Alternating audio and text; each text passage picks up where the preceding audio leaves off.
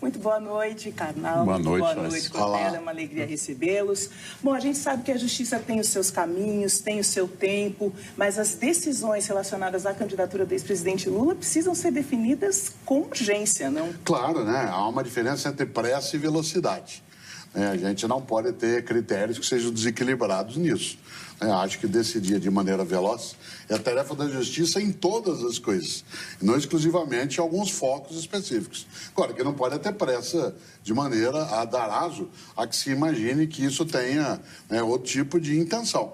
Evidentemente que ninguém, em sã consciência, deseja que o que é ilícito seja tornado lícito se ele é ilícito. Mas, desse ponto de vista, eu acho curioso o quanto que uma candidatura que não está ainda estruturada do ponto de vista da sua legitimidade legal, da sua legitimidade na discussão geral, ela existe. Que ela incomode tanta gente, a tal ponto que, num único dia, pessoas vão entrando em larga escala, dizendo não pode, não.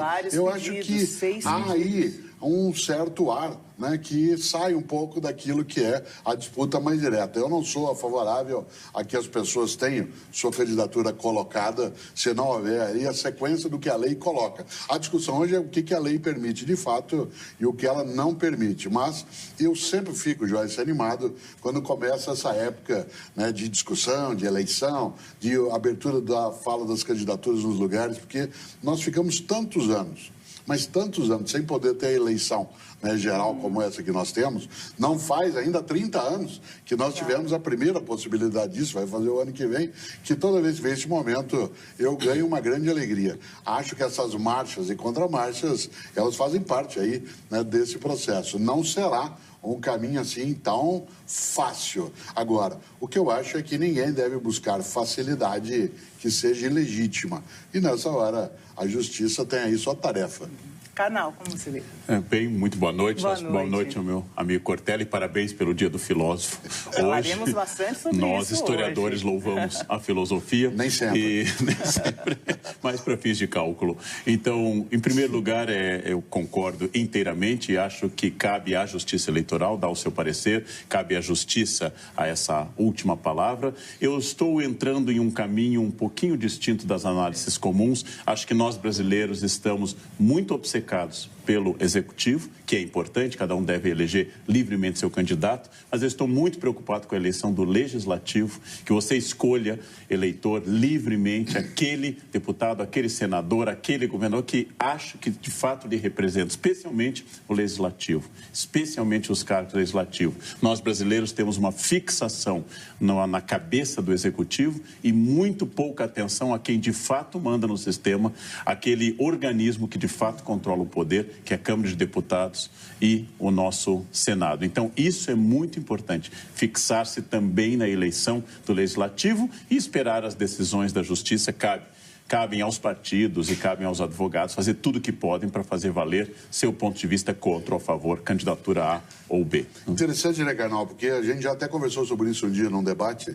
Eu sempre digo que nós temos uma certa nostalgia monárquica.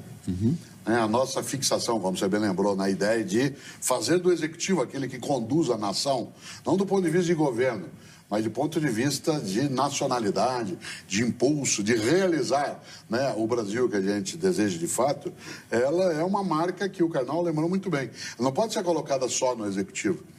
De fato, o conjunto das decisões, inclusive a possibilidade de você retirar presidente ou presidenta, seja lá o nome que se der, está ligado ao Legislativo. É o Legislativo que toma e tomou essas decisões. O bloqueio em relação a algumas apurações que o Brasil precisa hoje é feito via Legislativo. Não é o Executivo que tem, inclusive, esse poder de fazê-lo. Eu acho que esse tipo de alerta ele é muito importante para que a gente não deixe de colocar também a nossa energia cívica sobre aquilo que precisa ser pensado, que são os nossos senadores. Nós vamos agora preencher vaga em cada estado para 2 senadores. Mandatos de 8 anos. 8 anos, portanto, eu estou decidindo agora em relação, por exemplo, aos 2 senadores do estado de São Paulo, que é onde eu moro, onde, portanto, eu voto também, estou decidindo quem será meu senador da República ou senadora da República, pelo menos até o ano, 2027. 8 anos significa 2026. É isso? 19 o ano que vem, mais 8, 27, né? 27. Porque toma posse o ano que vem. Um tempo extenso, né? Para que a gente tenha aí essa possibilidade. Daí, eu reforço essa ideia. Acho, sim, a justiça tem que lidar, o executivo importa, é o que marca um pouco, mas eu quero lembrar uma coisa para fechar. Se o executivo tivesse toda essa importância, nós estaríamos muito preocupados no Brasil hoje com o executivo que a gente tem no nível federal, isto é, com a presidência da República. E nós estamos levando a vida como se a gente não tivesse presidência da República, como se o conjunto dos ministérios fosse alguma coisa lateral. Às vezes eu pergunto, com todo respeito, a quem está no cargo, porque essa é uma possibilidade, mas às vezes eu pergunto, você sabe quem é o ministro da Educação do teu país? Você sabe quem é o ministro do Trabalho? Quem é o ministro da Justiça? Né? Isto é, a importância que o Executivo carrega, ela é muito relativizada em algumas situações. Não é que não vale, mas tem que pensar também, né, no Legislativo. Né? Porque o eleitor ele está cada vez mais confuso com essa indefinição toda. E numa campanha ainda mais curta, como é a desse ano, a capacidade ou a decisão, o poder de decidir fica ainda mais conturbado.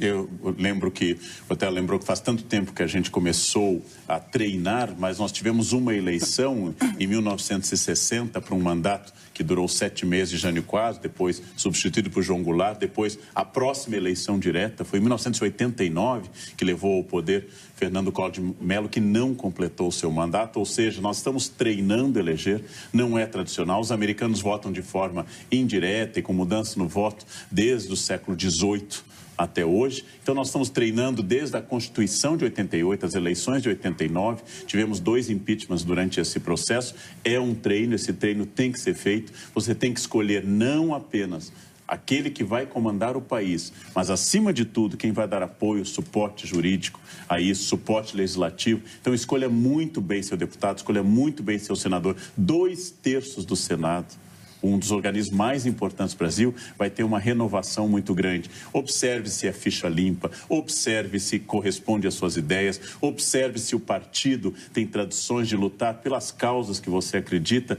Pense, e acima de tudo, feito o voto, faça como eu tenho feito. Eu cobro as pessoas que eu elegi por meio de e-mail, por meio de post, eu cobro as pessoas que eu elegi. Quer dizer, nós precisamos continuar atuando. É difícil, mas a opção a isso é ditadura. Ditadura é sempre um horror, ditadura sempre leva ao caos. Democracia, por pior que seja, é melhor do que qualquer ditadura. Carnal, você sabe que eu estou usando outro critério agora também, até fazendo uma observação em relação ao que a Joyce falava. Você disse que nós somos um pouco mais confusos.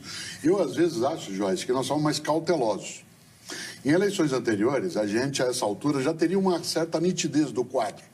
Até vários de nós teríamos decidido qual seria o nosso voto eletrônico ou não. Eu acho que nós somos um pouco mais cautelosos nesse momento, pensando melhor quais são os passos que daremos. E eu tenho um critério. Às vezes me pergunto, você votaria em qual candidato e em quem você não votaria? Eu uso uma resposta que pode parecer um escape filosófico, mas não é, e dizer, eu não votaria em ninguém que não votasse em mim. Se eu fosse candidato, a pessoa que lá do lado de lá está, se ela não votaria em mim, é sinal de que nossas ideias elas não são compatíveis. Nessa que não vota em mim, eu também não votaria nela. Significa que nós temos princípios que são distanciados. Alguém que seria capaz de votar em mim, eu tenho uma conexão, uma simpatia de fazer com ele. Portanto, para dizer de maneira direta, não é um problema pessoal, é um problema de ideias mesmo.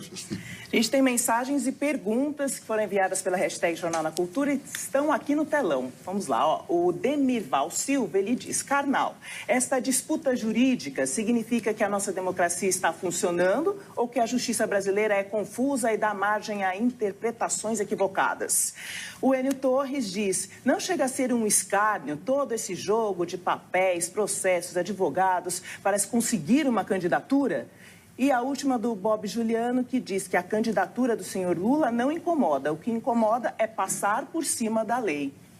Eu acho que toda democracia, ela é por natureza contraditória, porque ela leva em conta aspectos contraditórios da sociedade. Então, em ditaduras como Cuba, em ditaduras como a Coreia do Norte, em ditaduras como o Brasil de Médici Geisel, o Chile de Pinochet, o Paraguai de Stroessner. Nessas ditaduras, a justiça é serva do Poder Executivo. Logo, ela só diz aquilo que o Poder Executivo quer que ela diga, logo ela tem uma única opinião, logo parece que ela é harmônica, que ela é tranquila. Onde nós ouvimos mais vozes, nós temos contradições. A única chance de eu ter uma voz unívoca é através da ditadura e através do silenciamento das contradições. Eu acho que sim, a justiça está bastante cheia de ideias e cheia de posições contraditórias e eu continuo achando que isso é melhor do que aquela subserviência de um Stalin ou de um Hitler que simplesmente dominam a justiça e fazem ela dizer apenas uma coisa: nós precisamos ainda